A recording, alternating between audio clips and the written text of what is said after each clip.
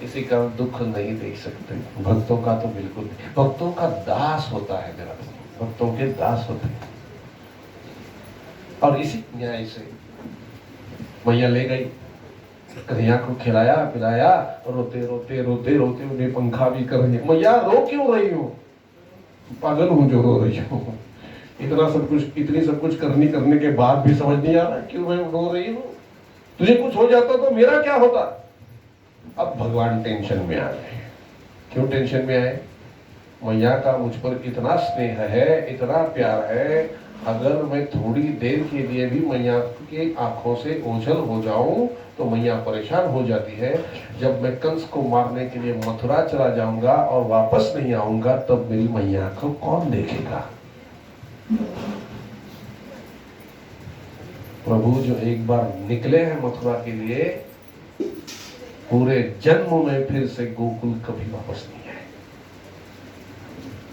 ये श्रेष्ठतम भक्ति है, इसे विरह भक्ति कहते हैं। विरह भक्ति गोपिकाओं को और माता पिता को प्रभु ने विरह भक्ति दे दी।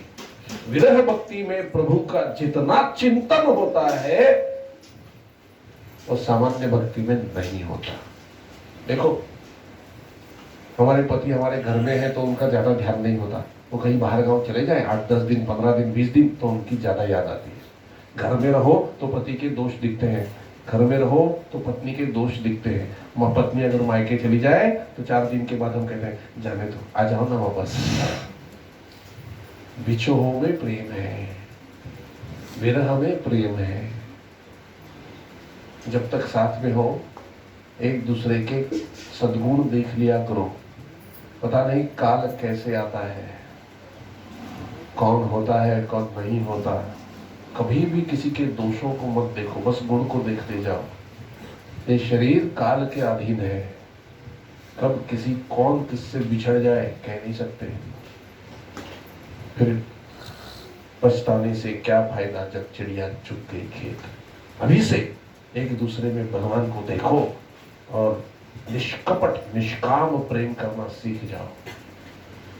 फिर आपको गुण ही गुण दिखने लगेंगे। प्यार से रहो। अगर यहाँ पर एक दूसरे के साथ, एक दूसरे में प्रभु का दर्शन करते हुए एक दूसरे से प्रेम करोगे तो यहाँ से शरीर छूटने के बाद उन्हीं के साथ गोलोक धाम में चले जाओगे। फिर आपका कभी बिछोह किसी से नहीं होगा, वहां पर आपका अखंड मिलन हो जाएगा। देखो, यहाँ से अगर हमारी मुक्ति होती है ना तो हमें, जब वैकुंठ धाम में हम जाते हैं तो हमें कौन मिलता है पता है?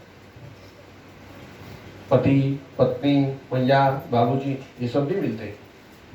कौन मिलता है वहां पर?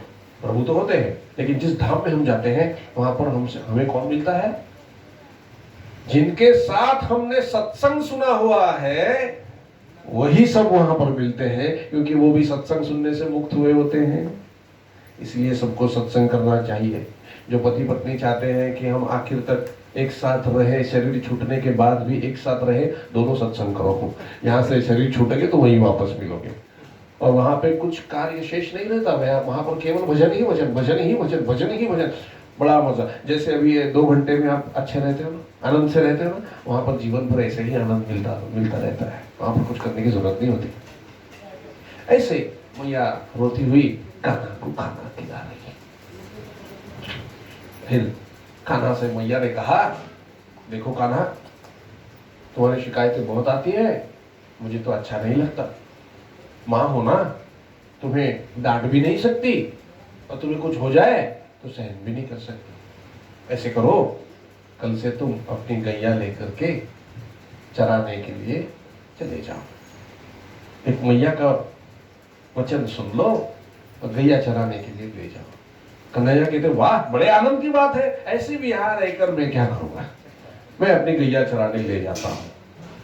शाम को सब दोस्तों की मीटिंग होती है, जमुना किनारे सब दोस्त आते हैं और कहा मुझे जॉब लग गई है।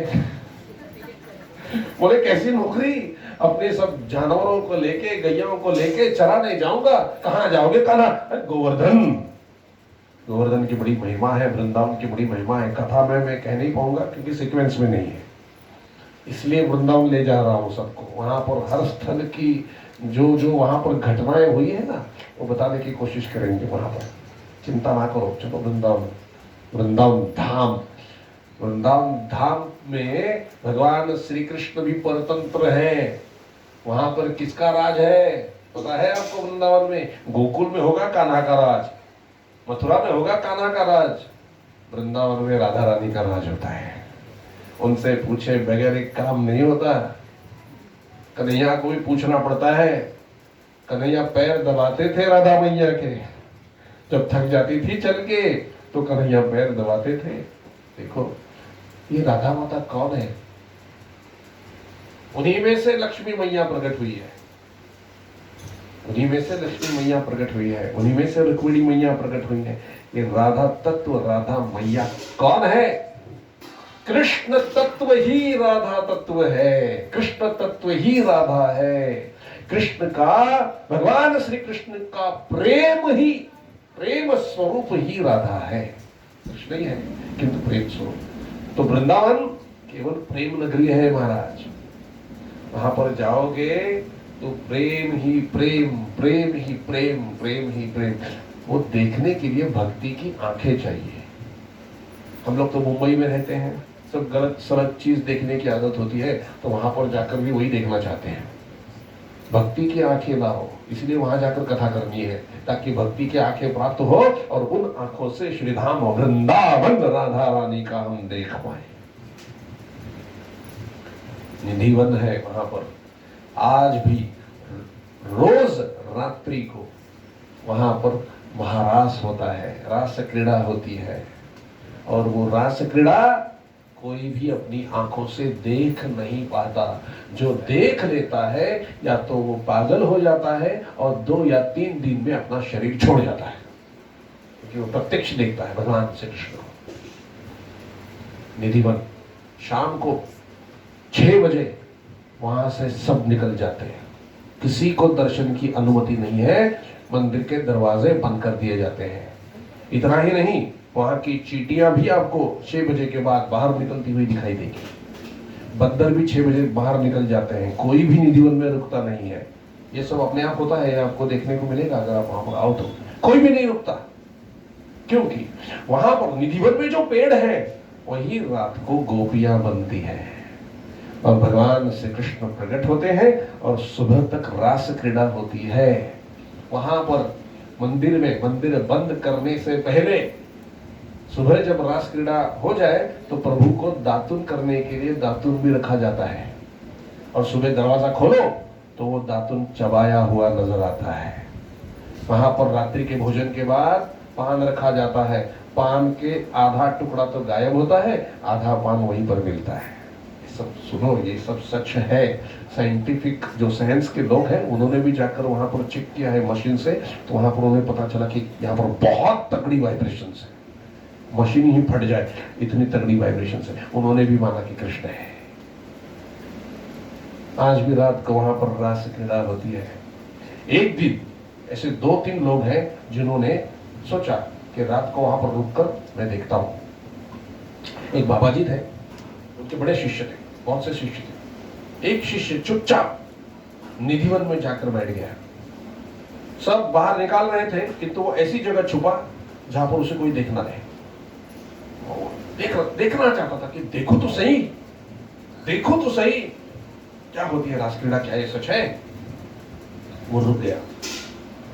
6 बजे सब ताला वाला मार के सब निकल गए निधिवन से, सब निकल गए। वो रुका रहा। दूसरे दिन सब मंडली वहां पर आई और दरवाजा खोला तो वही व्यक्ति पागल जैसा नजर आ रहा था। पूरे बाल खुले हुए, कपड़े फटे हुए, आंखों से आंसू चल रहे हैं, कुछ बोल नहीं पा रहा है, चेहरे पर एक अगाध आनंद की स्थिति में बैठा हुआ और केवल रो रहा है। बोलने की शक्ति भी उसमें नहीं है। सिर्फ कन्हैया कन्हैया कृष्ण कृष्ण कह रहा था। उन्होंने रासलीला देखी थी और भगवान का इतना सुंदर रूप देख लिया था, उसे देखने के बाद इस विश्व में कुछ देखना बाकी नहीं रहा। ये जब बात उनके गुरुजी को पता चली कि वो निधिवन में है, अरे अरे अरे उठो उठो जल्दी जल्दी जमुना का पानी ले जाओ, उसको तीर्थ पिलाओ, क्योंकि ये 2 दिन से ज्यादा नहीं टिकेगा, अपना शरीर जरूर छोड़ेगा। सब दौड़ते दौड़ते आए, गुरुजी भी दौड़ते दौड़ते आए और जमुना का जल उनके मुंह में तीर्थ के स्वरूप में डाल दिया। उन्होंने कृष्ण कृष्ण करके उसी समय अपना शरीर वहां पर त्याग दिया। ये है निधिवन। अभी भी वहां पर रास क्रीड़ा होती है। वृंदावन की महारानी राधा मैया। आपको भक्ति चाहिए, राधा रानी को कहो कि मुझे कन्हैया की भक्ति दे देंगी। राधा मैया भोली है, हमारे कृष्ण भोले नहीं है। कृष्ण बड़े चालाक है, कितने भी आप कष्ट कर लो इतनी आसानी से भक्ति नहीं देते। राधा मैया भोली है। तो राधा मैया अगर कह दे कि इसको आपकी भक्ति दे दो, अनन्य भक्ति देनी पड़ती है। तो अगर भक्ति चाहिए तो राधा माता से मांगना होगा। कुछ मत करो, प्रेम से पुकारो, राधा राधा राधा राधा राधा राधा राधा राधा राधा राधा, मैया प्रकट हो जाएंगी। एक कथा उन्हीं की कृपा से चल रही है, राधा मैया की कृपा से, सदगुरु कृपा से। अखिल जो प्रेम स्वरूपा भक्ति है, उसकी अगर कोई गुरु है तो राधा मैया है। बहुत तरीकों की भक्ति होती है, आखिरी भक्ति कौन सी है? प्रेम स्वरूपा भक्ति। सभी भक्ति का पर्यवसान इसी में होता है। जैसे बहुत सी नदियां कहां पर मिलती है? समंदर में जाकर मिलती है। ऐसे सभी प्रकार के योग, याग, ज्ञान, भक्ति, ये सब प्रकार की भक्तियां जो है उनका आखिरी स्टेशन क्या है? प्रेम स्वरूपा भक्ति। और प्रेम स्वरूपा भक्ति में पहुंचने के बाद ही भक्ति की पूर्णता होती है, तब तक भक्ति की पूर्णता नहीं होती। और इस प्रेम स्वरूपा भक्ति की अगर पूर्णता चाहते हो या प्रेम भक्ति में प्रवेश भी चाहते हो तो राधा रानी की कृपा होना बहुत जरूरी है। और किसी को गुरु मत बनाओ। जिनके गुरु हैं वो तो आपको नर शरीर से दिख रहे हैं, किंतु वो भी राधा तत्व ही है, वो कृष्ण तत्व ही है। और जिन्होंने अब तक गुरु नहीं बनाया है, कृष्णम वंदे जगत गुरु, या फिर राधा मैया वही गुरु है। प्रेम स्वरूपा भक्ति की वही गुरु है, उनसे ही प्रेम स्वरूपा भक्ति की याचना करनी होगी। अगर राधा मैया प्रसन्न हो गई तो आपको कन्हैया की भक्ति मिल जाएगी, विनाशायास मिल जाएगी। और इस कलयुग में भक्ति प्राप्त करना बहुत कठिन है। असली भक्ति कह रहा हूं, ऊपर ऊपर की भक्ति तो सबको मिल जाती है। फूल चढ़ाओ, माला चढ़ाओ, थोड़ा सा साधन, थोड़ी सी साधना कर लो, थोड़ा सा सत्संग सुन लो, ये ठीक है। इन सब साधनों से आपको पहुंचना है प्रेम स्वरूपा भक्ति में। अगर आप प्रेम स्वरूपा भक्ति चाहते हो, वृंदावन जाना होगा। ये नहीं कह रहा कि हमारे साथ ही चलो, कभी भी जीवन में जाकर आ जाओ, लेकिन वृंदावन जाना होगा। और अगर वृंदावन नहीं जा सकते तो घर में ही कल्पना करो कि यही वृंदावन है और हम वृंदावन में ही हम रह रहे हैं, तो भी कृपा होगी, तो भी कृपा होगी। किंतु अब अवसर है हमें जाने का, और मैं चाहता हूं कि सब लोग आए मेरे साथ वृंदावन। अगर आप लोग सब आते हो वृंदावन में तो हम वहां हिंदी में ही कथा करेंगे। मैं उनसे बात कर लूंगा, हिंदी में ही कथा करेंगे। देखो कैसे है, हर भाषा में अपनी अपनी एक विशेषता होती है। किंतु अगर भगवान श्री कृष्ण का प्रेम प्रकट करना हो, राधा माता का प्रेम प्रकट करना हो, तो इस भाषा जैसी सुंदर भाषा नहीं है। मैया का प्रेम चाहते हो, कन्हैया की भक्ति चाहते हो, तो राधा रानी से ही कृपा की याचना करनी होगी। प्रेम स्वरूपा भक्ति सबसे आखिरी भक्ति है, सबसे आखिरी भक्ति। वो भक्ति मिलने के उपरांत और कुछ प्राप्त करना शेष नहीं रहता। सभी संत वहां पर अभी है, रह रहे हैं, साधना कर रहे हैं। क्यों? वृंदावन धाम से बाहर नहीं निकलते। वहां के संत को अगर आप जाकर पूछो, कई ऐसे संत वहां पर हैं, जाकर अगर आप पूछो कि हम मुंबई में रहते हैं, तो वो क्या कहते हैं? ये मुंबई क्या है? उनको बाहर का कुछ पता नहीं है। वो केवल धाम में ही रहते हैं। धाम की भी अपनी एक विशेषता है। कुछ मत करो, कुछ मत करो, केवल धाम में जाकर टिक जाओ, बस जाओ, तब भी आपकी मुक्ति निश्चित है, तब भी आपकी प्रेम स्वरूपा भक्ति आपको प्राप्त होना निश्चित है। ये धाम का महत्व है। बड़े बड़े साधक, बड़े बड़े ऋषि उसी धाम में आके विराजते हैं। कई लोग ऐसे पूछते हैं कि हम लोग क्या करें, हम तो यहाँ पर हमारी नौकरी है, व्यवसाय है, तो वहां पर कैसे हमारी दिनचर्या को चलाए या उपजीविका चलाए। तो साधु कहते हैं हमारी उपजीविका चलाने वाली राधा रानी है, हमें उसके लिए कुछ करने की जरूरत नहीं है। यहाँ आओ, राधा रानी के पास रहो, प्रभु की भक्ति करो, जुगल सरकार की भक्ति करो और ब्रजवासियों के टूक मांगो, वो जो खाना खिलाएंगे वो खा लो और केवल नाम जप पे लग जाओ। देखो एक बात की सावधानी मैं आपसे कर देता हूं, हम तो वहां जाने वाले हैं वृंदावन में, वहां के वृंदावन के जो भक्त हैं वो प्रभु के सब ग्वाल बाल हैं, उनमें भी भक्ति की ठसक होती है, ऊपर से तो बहुत कड़क होते हैं, अंदर से बड़े प्रेम स्वरूप मुलायम होते हैं। कुछ भी हो जाए, वो चाहे आपसे कैसा भी बर्ताव करे, वो बर्ताव मतलब अच्छा ही बर्ताव होता है, किंतु वो एकदम बोलने में फटक से बोल देते हैं, कुछ भी हमारे मन को लग जाती है बात, बुरा नहीं मानना कभी, क्योंकि वो ब्रजवासी मेरे कन्हैया के ग्वाल बाल है, सब प्रभु की भक्ति की ठसक भरी हुई है उनमें। तो कैसे भी बात करें उनसे कभी भी, उनमें कभी भी दोष दृष्टि नहीं करना। अगर आप उनमें दोष दृष्टि करोगे तो धाम अपराध बन जाएगा। क्या बन जाएगा? धाम अपराध बन जाएगा। और जैसे ही धाम अपराध बनेगा तो आप वृंदावन में नहीं रह पाओगे। ये मैं अपने अनुभव की बात बता रहा। कई बार वृंदावन में गया, लेकिन जब पहली बार मैं वृंदावन गया, अब हम मुंबई से जाते हैं, मैंने आपसे कहा मुंबई की बुद्धि वहां पर ले जाते हैं, विषय वासनाओं की बुद्धि वहां पर ले जाते हैं, क्या खाने को मिलेगा क्या नहीं, ये सब सोचते पे जाने से ही पहले सोचते हैं। जाने से पहले ये नहीं सोचते प्रेम की प्राप्ति कैसे होगी, वहां खाने को क्या मिलेगा, रहने की क्या व्यवस्था होगी, ये सब हम पहले सोचते हैं। अगर तुम अपनी व्यवस्था के बारे में सोचोगे तो राधा रानी आपकी क्या व्यवस्था करेगी, है ना। भक्ति क्या है? सौंप देना भक्ति है, अपने आप को पूरे हवाले कर दो, सौंप दो, देख लेंगे राधा रानी, देख लेंगे मेरे कन्हैया, देख लेंगे जो भी है। गुरु पर भरोसा है ना, हम क्यों नहीं कहते कि हम बापूजी आपके भरोसे पर वृंदावन जाना है, आप देख लो। अगर वो देख लेंगे तो इसका मतलब है आपको नहीं देखना है, आपको ये विचार भी नहीं करना है कि खाना कैसे होगा, वहां पर रहने की व्यवस्था क्या होगी, 7 दिन के लिए क्या क्या ले जाना है। अरे कुछ मत ले जाओ, वहां पर पूरी व्यवस्था हो जाएगी, जाओ तो सही, भरोसे पे जाओ, राधा रानी के भरोसे पे जाओ। मैं गया था वृंदावन और मुझे वहां पर कुछ अच्छा नहीं लगा, ये क्या है, नॉर्मली तो है, ऐसी बिल्डिंग है, ऐसी ये है वो है।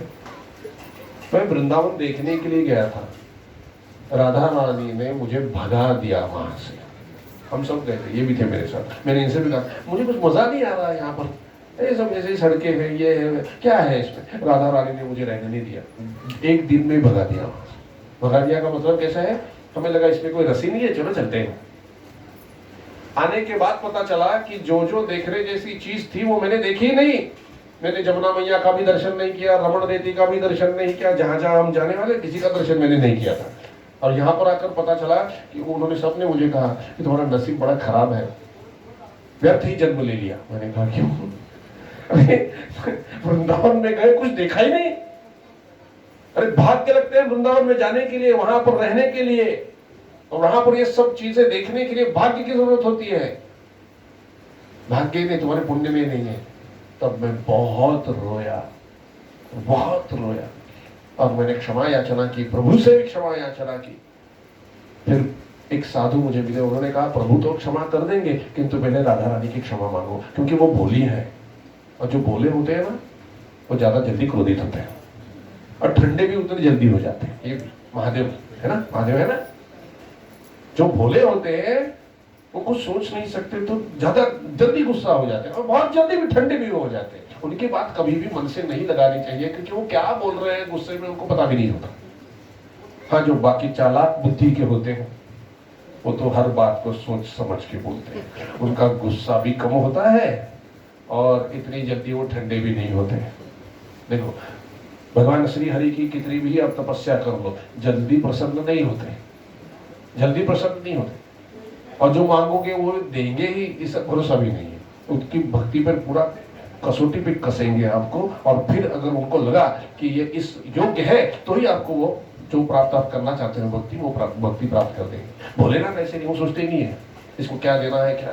तपस्या कर दी, शुरू भी नहीं की तपस्या तो भोलेनाथ प्रकट हो जाएगा, बोलो क्या चाहिए, अमर तो हाथ दे दो, चलो। उन्हें थोड़ी कुछ करना है, संभालना तो इन्हीं को पड़ता है ना। तो भोले लोग जो होते हैं ना, ज्यादा जल्दी क्रोधित होते हैं, किंतु उनका क्रोध उतना ही ठंडा जल्दी होता है, क्योंकि प्यार की भावना, प्रेम की भावना उनमें ज्यादा होती है। वो बड़े भावना प्रधान होते हैं। संत सब भावना प्रधान ही होते हैं। तो राधा रानी की क्षमा याचना करो, वो बड़ी भोली है, जल्दी मान जाएगी। मैं फिर से क्षमा याचना की राधा रानी की, मुझे देखना है, वृंदावन देखना है। फिर मुझे फिर से मौका मिला वृंदावन जाने का, और तब जाकर मैंने सब चीजें वहां पर देखी, सभी का दर्शन किया, वहां पर रहा मैं कुछ दिन। इतना संतोष हुआ, उसके बाद वापस आने का मन ही नहीं कर रहा था। मेरी माँ और पिताजी टेंशन में आ गए, वहीं पे संन्यास तो नहीं लेने का। फिर मैं आ गया वापस वहां से। फिर पिछले साल हमने कोशिश की वृंदावन जाने की, जा नहीं सके, तो मैंने फिर से राधा माता को प्रार्थना की, कृपा याचना की कि हम आना चाहते हैं। अब मैंने तो देख लिया वो सुख क्या है, वो शांति क्या है, वो प्रेम क्या है, ये तो मैंने उसका स्वाद तो मैंने चख लिया है। अब मुझे ये स्वाद, जो मेरी कथा सुनने आते हैं, जो आपकी कथा सुनने आते हैं, उन सबको मुझे ये स्वाद देना है। तो आप कृपा करके हम सबको वहां ले जाइए। अब सब जगह तो श्री कृष्ण ही देखना है, जो भी करते हैं कन्हैया ही करते हैं। तब राधा रानी ने कृपा की, और वही श्री कृष्ण स्वरूप हमारे गोगटे अंकल के रूप में प्रकट हो गए, और उन्होंने निर्णय लिया कि हम जाते हैं वृंदावन, चलो आपको ले जाते हैं। बड़ी मुश्किल से तैयार हो गए, इतनी जल्दी तैयार नहीं होते, बहुत पुराने हैं, सब जगह पर यात्रा लेकर जाते हैं, इतना आसान नहीं होता इनको पकड़ना। लेकिन कन्हैया के पकड़ में आ गए। उनको कहा कि चलो अभी वृंदावन जाना, बहुत खुश हुए, बहुत खुश हुए। और हमारी जो चाची है वो भी कन्हैया की बड़ी भक्त है, इनकी पत्नी है, बहुत बड़ी भक्त है, बहुत बड़ी भक्त है। मैं इनके घर में गया हूँ, 2 बजे में रहते, बताऊँ थोड़ा सा। घर में ही मन बना हुआ है वृंदावन। वहां पे टेरेस है ना, टेरेस में तरह तरह की तुलसी के पौधे लगे हुए हैं, वहां पर श्री कृष्ण रखे हुए हैं, पूरा वृंदावन धाम ही घर में बना रखा है। मैंने कहा धन्य है, धन्य है। वही समझ सकते हैं वृंदावन धाम का भाव क्या होता है। इसलिए मैं कह रहा हूँ, हर चीज वहां पर वो बताएंगे हमको, क्या क्या देखना है, कैसे। देखो ऐसे देखने में कोई बात नहीं होती, कोई बताने वाला होना चाहिए वहां पर कि क्या घटना है, और वैसे ही रस आना चाहिए, तो वो परफेक्ट है, वो सब हमको बताएंगे वहां पर क्या है कैसे। तो वृंदावन धाम की महिमा है, वहां पर अगर जाएंगे तो किसी भी ब्रजवासी का मन आपको नहीं दुखाना है। और अगर आपके मन को अगर बात लग जाए तो उसे भी कृपा समझो प्रभु की, क्योंकि अगर आपके मन को अगर बात लग गई तो सोचो तुम्हारे पाप कट गए, ये सीधा हिसाब है। वहां पर जाकर पाप नहीं ठहर सकता। अगर किसी ने आपको गाली दे दी, कोई आपको बोल गया कुछ, तो समझो पाप कट गए। राधा रानी की कृपा हुई है, और एक बार वहां पर जाने के बाद फिर से वहां पर जाना चाहोगे। वहां का है ही माहौल ऐसा, कब जाकर वृंदावन धाम में जाकर ठहरते हैं, ऐसे मन को बारंबार लगता है। बहुत धन्य जिनको वृंदावन धाम में जाकर रहने का मौका मिलता है, वो बड़े भागी होते हैं। पुण्य का, बहुत से पुण्य कर्म का उदय होने के बाद ही ऐसी इच्छा होगी कि जाकर वृंदावन धाम में रहे। और राधा रानी को वहां की रज है, रज। सब साधु संत वहां की रज लगाते हैं, पूरे अंग में राधा रानी की रज लगाते हैं। किसी भी प्रकार का कोई भी संकट हो, कुछ मत करो, राधा रानी का नाम लेके, कन्हैया का नाम लेके रज को लगा दो, बस। इसे रज स्नान कहते हैं। हम जो स्नान करते हैं उससे 100 गुना श्रेष्ठ जो स्नान है वो गंगा स्नान होता है। गंगा स्नान से भी 100 गुना ज्यादा महत्व वृंदावन की रज स्नान का होता है। वहां पर हम जाए ना तो पूरी रज लगा लेना, धन्य हो जाओगे। वहां के साधु कहते हैं कि खाली हाथ मत जाओ, यहां से रज ले जाओ, थोड़ी घर पे रखो, लगाया करो, वही रज हमें बार बार वृंदावन ले आएगी। गोवर्धन पर्वत भी हम देखने वाले हैं, जो प्रभु ने अपनी उंगली पर उठाया था। गोवर्धन के बारे में तो बहुत सी बातें हैं, जितने में कहूं कम है, लेकिन एक बात बता देता हूं। गोवर्धन पुलस्त्य महामुनि, रावण के पिताजी थे विश्रवा महर्षि, और विश्रवा महर्षि के पिताजी थे पुलस्त्य महामुनि। पुलस्त्य महामुनि ने वृंदावन गोवर्धन धाम को मान लिया था वरदान के स्वरूप। और गोवर्धन का जो ओरिजिनल स्वरूप है, मूल स्वरूप है, वो गोलोक धाम में होते हैं। तो उन्होंने सोचा कि मुझे तो गोलोक धाम में रहना पसंद है, और अगर प्रभु धरती पर जन्म लेंगे, कृष्ण जन्म में वृंदावन में जन्म लेंगे, वृंदावन में जाएंगे, तो वहां पर मैं ठहरना चाहता हूं। पुलस्त्य महामुनि मुझे पता नहीं कहां ले जाएंगे, फिर भी वरदान तो प्राप्त था। तो पुलस्त्य मुनि के साथ जाने में उनकी विवशता थी।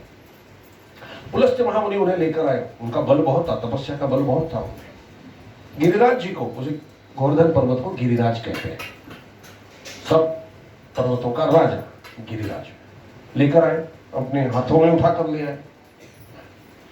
गिरिराज जी ने कहा था पुलस्त्य महामुनि को कि हे पुलस्त्य महामुनि, आपके तपोबल से मैं तो आपके साथ आ रहा हूं, किंतु एक बात का ध्यान रखो, अगर कुछ क्षण के लिए भी आप मुझे नीचे रख दोगे तो उसी समय मैं वहीं पर स्थापित हो जाऊंगा, मैं वहां से हटूंगा नहीं। जैसे शिवलिंग के बारे में कथा प्रसिद्ध है, वैसे ही इनके बारे में ये कथा प्रसिद्ध है, और इसका रेफरेंस मैं आपको दे दूं, गर्ग संहिता में ये बात आई हुई है। तो पुलस्त्य महामुनि ने कहा ठीक है, लेकिन चलते चलते गिरिराज प्रभु से प्रार्थना ही कर रहे थे कि हे प्रभु, मुझे तो आपके वृंदावन में ही रहना है, क्योंकि आगे जाकर आपकी बहुत सी लीलाएं वहां पर होने वाली है, तो कृपा कीजिए मुझ पर। अब प्रभु की माया किस पर काम नहीं करती, कितने भी बड़े महामुनि हो, भगवान शंकर भी उनकी माया से नहीं बच पाए हैं, तो पुलस्त्य महामुनि क्या चीज है। पुलस्त्य महामुनि पर भी भगवान ने अपनी माया डाली और उन्हें लघु शंका आई। तो उन्होंने गिरिराज से कहा, गिरिराज जी थोड़ी देर के लिए यहाँ विश्राम कीजिए, मैं झट से लघु शंका जाकर आता हूँ। ये बात वो भूल गए कि गिरिराज ने क्या कहा था, और तब पुलस्त्य महामुनि वृंदावन में खड़े थे, वहां से आगे जा रहे थे। पुलस्त्य महामुनि ने गिरिराज को नीचे रख दिया, पुलस्त्य महामुनि गए, वापस आए, और जब पर्वत को उठाना चाहा तो गिरिराज जी प्रकट हुए और उन्होंने कहा कि नहीं, अब तो मैं आपके साथ वापस नहीं होऊंगा, मैंने आपसे क्या कहा था भूल गए। तो पुलस्त्य महामुनि को बड़ा पछतावा हुआ और उनको प्रणाम करके वो निकल गए। तो ये जो गिरिराज की परिक्रमा है, इसे परिक्रमा करते समय, इसकी अगर आप परिक्रमा, एक भी परिक्रमा करोगे तो इसका महत्व इतना है कि पृथ्वी की पूरी एक प्रदक्षिणा पूरी हो जाएगी। पृथ्वी की प्रदक्षिणा करने से जो पुण्य मिलता है, वही पुण्य गिरिराज की परिक्रमा से मिलता है। और गिरिराज का दर्शन मतलब केवल भगवान श्री कृष्ण का ही दर्शन है, क्योंकि भगवान श्री कृष्ण ही गोवर्धन के रूप में वहां पर विराजित है।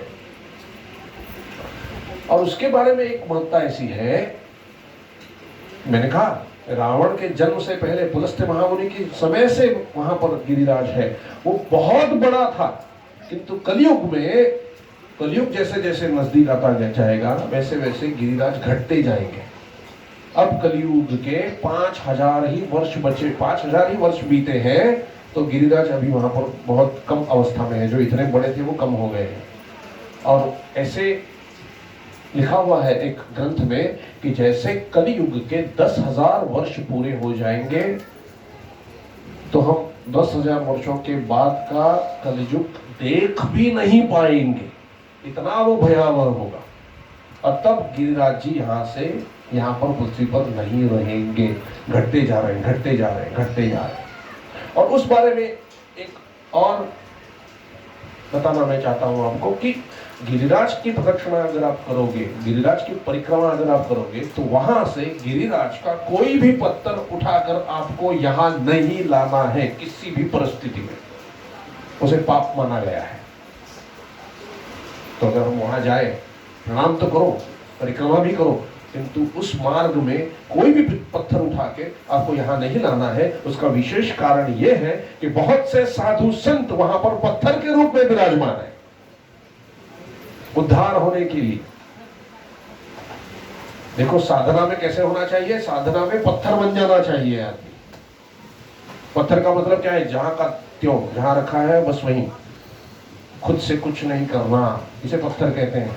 बड़े बड़े साधु वहां पर पत्थर की तो नहीं बैठे हुए, 10 साल, 12 साल, 20 साल, 25 साल, ये तो साधु दिखने में आते हैं। जो साधु दिखाई नहीं देते वो तो हजारों साल पुराने हैं और उसी पत्थर के स्वरूप में वहां पर बैठे हैं। अगर हम प्रदक्षिणा करते हैं और उन पत्थरों को भी प्रणाम करते हैं, रज को भी प्रणाम करते हैं, तो सब साधु संतों के आशीर्वाद और कृपा हमें प्राप्त होती है। तो वहां पर जाने के बाद किसी पत्थर को लात भी नहीं मारना, क्या पता कोई साधु बैठा हो। इतनी उस जगह की महिमा है। वहां का रच भी साधु है, वहां का पत्थर भी साधु है, भगवान श्री कृष्ण है। तो ऐसे गिरिराज की दिव्य परिक्रमा भी हम करेंगे। हालांकि उसको पूरी परिक्रमा चलते हुए अगर हम करेंगे तो 3.5-4 घंटे लगते हैं।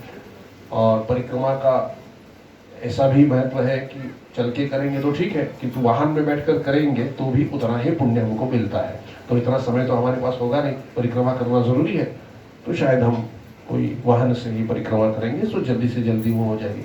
ये जो 7 दिन हम जा रहे हैं ना वहां पर उसकी महिमा यह है कि 7 दिन हमको वृंदावन में रहने का अवसर प्राप्त हो रहा है। और जितना कुछ हम देख सके उन 7 दिनों में, कथा भी सुननी है और सब जगह देखनी भी है। दिव्य दिव्य लीलाएं जहां पर प्रभु की हुई है वो सब चीजें हमको देखनी है। तो ये सब भी हम देखने की कोशिश करेंगे जितनी ज्यादा हो सके। तो ये गिरिराज की परिक्रमा भी हम कर रहे हैं। निधिवन हो गया, गिरिराज की परिक्रमा भी आपको बता दी, उसका महत्व मैंने। और अगर हमारे भाग्य में हुआ तो बड़े बड़े साधनी लोग भी वहां पर हमको मिलेंगे। फिर हमको बरसाना भी जाना है, राधा रानी का गांव है वो। ये पूरी 84 कोस की परिक्रमा होती है, जहां पर मैया प्रकट हुई थी बरसाना में, वहां भी हमको जाना है। नंदगांव में भी हमको जाना है, जहां पर कन्हैया रहे थे, नंद बाबा जी का गांव। वहां पर एक मोतियों का पेड़ है, वो मोतियों का पेड़ भी हमें देखने को अवसर प्राप्त होगा। मोतियों का पेड़ ये क्या होता है? जब बचपन में राधा रानी के घर से शगुन आया था कन्हैया की शादी के लिए, वहां पर उनकी शादी हुई है, तो शगुन इतना बड़ा था कि नंद बाबा ने कहा यशोदा मैया से कि अरे यशोदा, अपने पास तो इतना धन नहीं है, हालांकि हमारे पास धन बहुत है, गैया भी बहुत है, किंतु ये जो भारी भारी उपहार इन्होंने भेजे हैं, हम इनको शगुन में वापस कैसे लौटाएं? इतना तो हमारे पास है नहीं। ये मोतियों की माला देखी है तुमने, कितनी बड़ी है, कितनी श्रेष्ठ है। अब हम इसके बदले में उनको, हमें भी तो मोतियों का दान करना होगा, मोतियों का शगुन करना होगा, नहीं तो क्या कहेंगे, गरीब के घर बेटी भेज दी। तो अब क्या करें? तो यशोदा मैया ने बहुत सोचा और कहा कि नाथ आप चिंता ना करो, यही मोतियों की माला हम उन्हें वापस भेज देंगे और कुछ आभूषण और इसमें रख देंगे। ये बात कन्हैया छुपके से सुन रहे थे और कहा ताऊ भैया देखो, हमारी नाक नहीं कटनी चाहिए। रात को जब मैया और बाबा